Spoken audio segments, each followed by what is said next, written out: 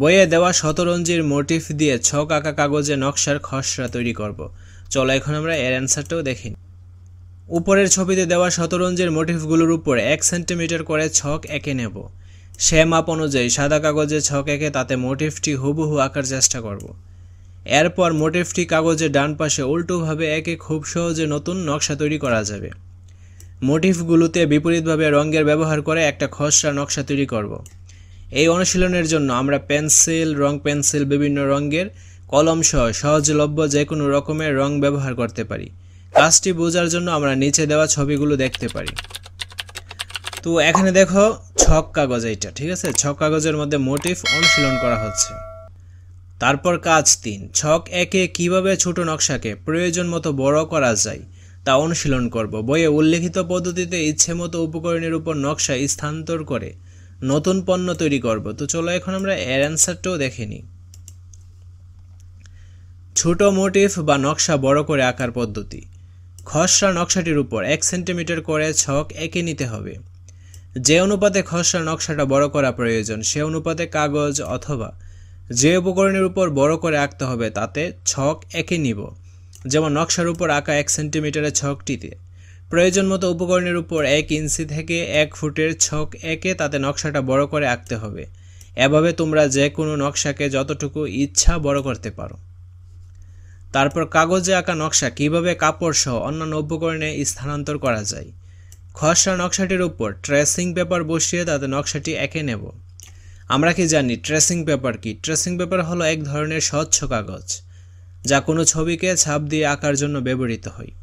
Tracing paper পাওয়া না গেলে সাদা কাগজে হালকা নারকেল তেল ঘষে নিজেদের মতো করে ট্রেসিং পেপার বানিয়ে নিতে পারি।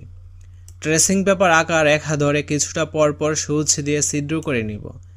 এবার নির্দিষ্ট কাপড় অথবা যে উপকরণের উপর আমরা খসড়া নকশাটা স্থানান্তর করতে চাই তার সঠিক স্থানে ট্রেসিং পেপারটা আটকে তার ছিদ্রগুলোর উপর কাপড় ব্যবহার করে গুঁড়া নীল দিয়ে হালকাভাবে ঘষতে হবে।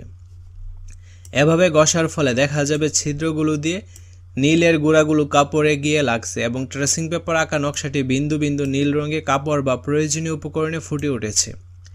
এভাবে কাপড় সহ যে কোনো উপকরণের উপর নকশা স্থানান্তর করে নিজেদের ইচ্ছে মতো নতুন পণ্য তৈরি করা যায়। তো এটা হচ্ছে তার নমুনা অ্যান্সার। কাজ 4, কাহারবা তালের ধীর লয়ে যে আরোহণ ও আবরোহণটি দেওয়া আছে তা অনুশীলন করব। বাওয়াইয়া গান সম্পর্কে জানব এবং নিজেদের মতো করে গাওয়ার অনুশীলন করব। আমরা এখন এই কাজের অ্যান্সারটা দেখে নিই। হিমালয়ের পাদদেশে উত্তরবঙ্গের মায়াবী জনপদের গান হলো বাওয়াইয়া। তিস্তা, ধরলা, তুরসা, মনসা নদীভিদুত অঞ্চলে এ গানের সবচেয়ে বেশি চর্চা হতে দেখা যায়। বাংলাদেশের উত্তরাংশের জেলা রংপুর ও দিনাজপুর জুড়েই বাওয়াইয়া গানের উর্বর ভূমি।